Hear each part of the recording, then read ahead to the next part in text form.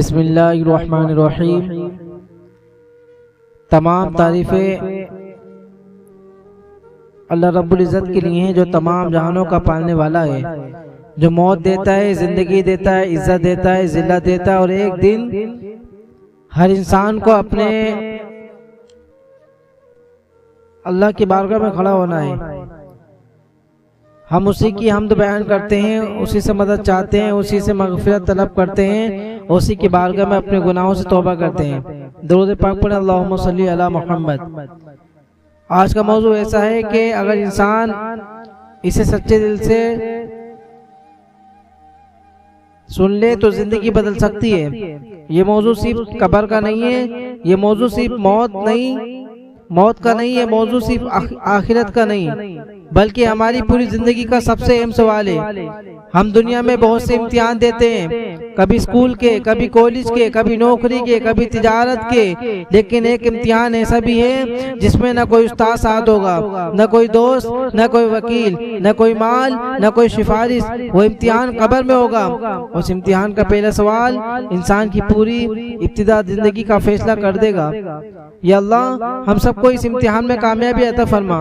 اللہ تعالیٰ فرماتا ہے کل نفس ذائقۃ الموت، ہر جان کو موت کا مزہ چکھنا ہے۔ یہ دنیا ہمیشہ رہنے کی جگہ نہیں ہے، یہاں بادشاہ بھی آئے، فقیر بھی آئے، انبیاء علیہ السلام بھی تشریف لائے، اولیاء کرام بھی آئے، صحابہ کرام بھی آئے، اور سب دنیا سے چلے گئے۔ اب ہماری باری بھی آنے والی ہے۔ موت کا وقت کسی کو معلوم نہیں ہے۔ آج ہم دوسروں کے جنازے اٹھاتے ہیں، کل لوگ ہمارا جنازہ اٹھائیں گے۔ اللہ تعالیٰ فرماتا ہے منہا خلقناکم وفیہا نعیدکم ومنہا نخرجکم تارۃ اخری۔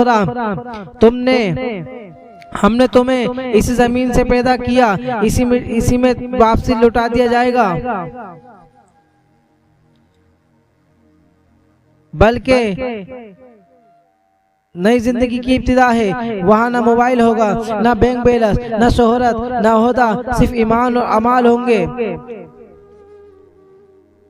قبر میں سب سے پہلا سوال ہوگا من رب کا، تیرا رب کون ہے؟ پھر پوچھتے ما دینو کا، تیرا دین کیا ہے؟ پھر پوچھا جائے گا ما نبیوں کا، تیرے نبی کون ہے؟ وہ کہے گا میرا رب اللہ ہے، میرا دین اسلام ہے، میرے نبی صلی اللہ علیہ وسلم ہے۔ پھر آسمان سے آواز آئے گی میرے بندے نے سچ کہا۔ اس کی قبر کو جنت کے باغوں میں سے ایک باغ بنا دی جائے۔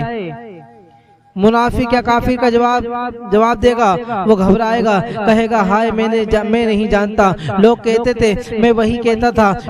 پھر اس پر سختی کی جائے گی۔ یہ منظر انسان کو دنیا میں ہی اپنے ایمان کی فکر کی دعوت دیتا ہے۔ کسی نے عرض کیا صحابی رسول حضرت عثمان بن عفان رضی اللہ عنہ جب کسی قبر کے پاس کھڑے ہوتے ہیں تو اتنا روتے کہ آپ کی داڑھی مبارک آنسو میں تر ہو جاتی۔ کسی نے عرض کیا جنت اور جہنم کا ذکر آتا ہے تو آپ اتنا نہیں روتے، قبر پر اتنا کیوں روتے ہیں؟ آپ نے فرمایا قبر آخرت کی منزل ہے، آخرت کی پہلی منزل ہے۔ اگر یہاں کامیابی مل گئی تو آگے کے محل آسان ہوں گے، اور اگر یہاں نجات نہ ملے گی تو آگے کے مرحل زیادہ سخت ہوں گے۔ اے سننے والوں ہم روز قبر دیکھتے ہیں لیکن کبھی اپنے لیے نہیں سوچتے۔ اے سننے والوں ہم روز قبر دیکھتے ہیں لیکن کبھی اپنے لیے نہیں سوچتے۔ ہم جنازے پڑھتے ہیں لیکن یہ نہیں سوچتے کہ ایک دن ہمارا جنازہ ہی پڑھا جائے گا۔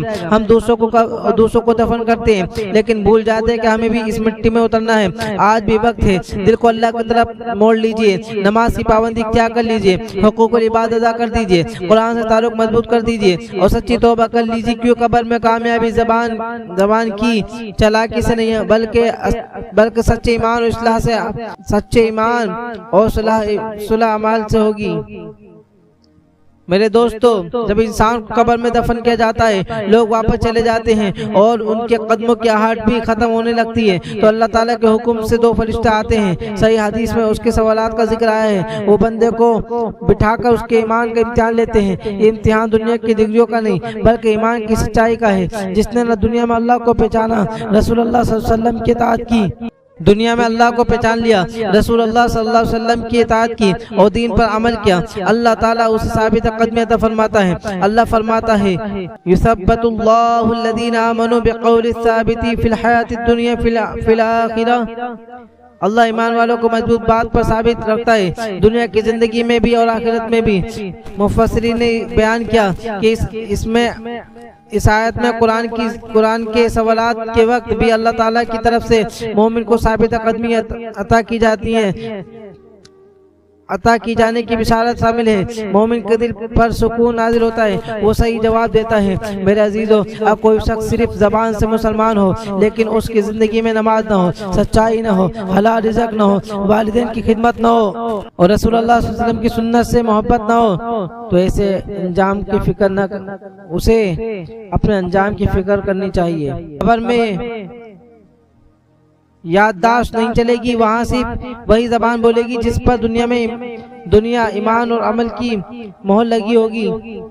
دنیا پیٹ پھیر کر جا رہی ہے، دنیا پیٹ پھیر کر جا رہی ہے اور آخرت سامنے آ رہی ہے۔ بس تم آخرت کے بیٹے بنو، دنیا کے بیٹے نہ بنو، کیونکہ آج عمل ہے، حساب نہیں، اور کل حساب ہوگا، عمل نہیں۔ یہ الفاظ ہم مسلمان کو جھنجھوڑنے کے لیے کافی ہیں۔ حضرت عثمان بن عفان رضی اللہ تعالیٰ عنہ جب قبرستان جاتے ہیں تو اتنا روتے کہ داڑھی مبارک آنسو سے بھیگ جاتی۔ فرمایا قبر آخرت کی منزل ہے، اگر یہاں نجات مل گئی تو آگے کے محل آسان ہوں گے، اور اگر یہاں نجات نہ ملی تو آگے کے محل اس سے زیادہ سخت ہوں گے۔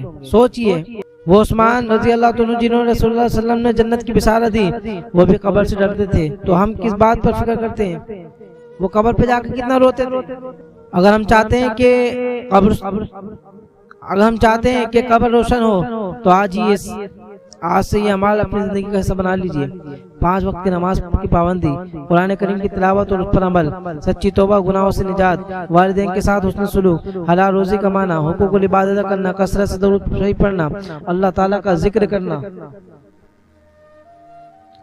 ذرا تصور کیجئے، رات کا وقت ہے، لوگ آپ کو غسل دے رہے ہیں، کفن پہنایا جا چکا ہے، نماز جنازہ ادا ہو چکی ہے، آپ کو قبر میں اتار دیا گیا، سب لوگ واپس جا رہے ہیں، خاموشی چھا گئی ہے، اب نہ کوئی دوست ہے، نہ کوئی عزیز، نہ کوئی مال، صرف آپ کے اعمال اور اللہ تعالیٰ کی مقرر کیے ہوئے فرشتے۔ اسی لمحے فیصلہ ہوگا کہ قبر جنت کے باغوں میں سے ایک باغ بنتی ہے یا اللہ کی پناہ آزمائش کی جگہ۔ اللہ تعالیٰ ہمیں ایمان پر ثابت قدمی عطا فرمائے۔ آج ہم اس بیان کی نہایت اہم حصے میں داخل ہو رہے ہیں۔ یہ وہ لمحہ جس کا سامنا دنیا کے ہر انسان کو کرنا ہے، نہ بادشاہ اس سے بچ سکا ہے، نہ فقیر، نہ طاقتور، نہ کمزور۔ حضرت ابو ہریرہ رضی اللہ عنہ سے روایت ہے کہ رسول اللہ صلی اللہ علیہ وسلم نے نماز کی آخر میں یہ دعا مانگی کہ تعلیم دی تھی، اے اللہ میں تیری پناہ مانگتا ہوں قبر کے عذاب سے، جہنم کے عذاب سے، زندگی و موت کے فتنوں سے اور مسیح دجال کے فتنے سے۔ ذرا تصور کیجئے، جب اللہ کے محبوب صلی اللہ علیہ وسلم خود اپنی امت کو قبر کے عذاب سے پناہ مانگنے کی تعلیم دے رہے ہیں تو ہمیں اس معاملے کو کتنی سنجیدگی سے اپنا لینا چاہیے۔ رسول اللہ صلی اللہ علیہ وسلم نے فرمایا کہ مومن کے لیے قبر جنت کے باغوں میں سے ایک باغ بن جاتی ہے، جبکہ کافر یا اللہ کے نافرمان کے لیے وہ عذاب کی جگہ بن جاتی ہے۔ لہٰذا اصل کامیابی دنیا کی آسائش نہیں بلکہ قبر کی راحت ہے۔ میرے عزیزو، قبر میں یہ نہ پوچھا جائے گا تمہارا گھر کتنا بڑا تھا، تمہاری گاڑی کون سی تھی، تمہارا کاروبار کتنا تھا، بلکہ سوال ایمان، دین اور رسول اللہ صلی اللہ علیہ وسلم کی معرفت سے متعلق ہوگا، اور اس کے ساتھ انسان کے عمل اس کے خلاف گواہی دیں گے۔ آج اگر نماز قضا ہو رہی ہے، قرآن سے تعلق ٹوٹ گیا ہے، والدین ناراض ہیں، حقوق العباد پامال ہو رہے ہیں، تو ابھی بھی دروازہ توبہ کا کھلا ہے۔ ذرا آنکھیں بند کر تصور کیجئے، آپ کو قبر میں اتارا جا چکا ہے، مٹی برابر کر دی گئی ہے، لوگ واپس جا رہے ہیں، ہر قدم کے ساتھ آواز دور ہوتی جا رہی ہے۔ اب نہ موبائل ہے، نہ دنیا کی مصروفیات، نہ کوئی دوست، صرف آپ ہیں، اور آپ کا رب جانتا ہے کہ آپ دنیا میں کیسے رہے۔ کاش ہم اس دن کی تیاری آج ہی شروع کر دیں۔ میرے پیارے بھائیوں، دنیا چند دن کی ہے، قبر پہلی منزل ہے، اور آخرت ہمیشہ کی زندگی ہے۔ آج اگر دل نرم ہو گیا، آنکھیں نم ہو گئی، تو اسے اللہ تعالیٰ کی رحمت سمجھے۔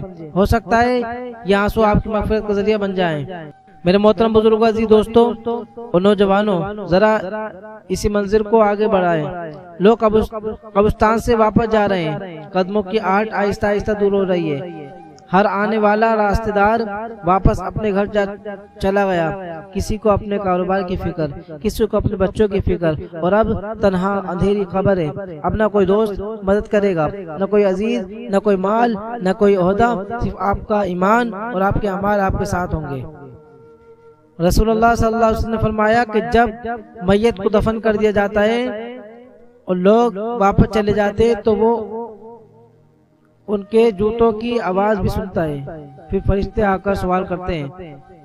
یہ وہ لمحہ ہے جہاں دنیا کے تمام پردے ہٹ جاتے ہیں۔ وہ انسان جو دنیا میں اللہ کو بھول گیا تھا اب چاہے بھی تو واپس نہیں جا سکتا۔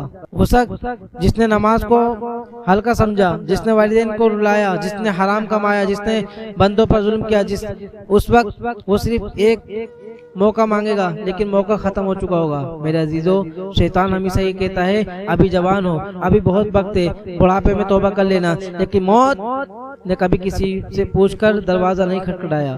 کتنے نوجوان صبح گھر سے نکلے اور شام کو ان کا جنازہ اٹھا،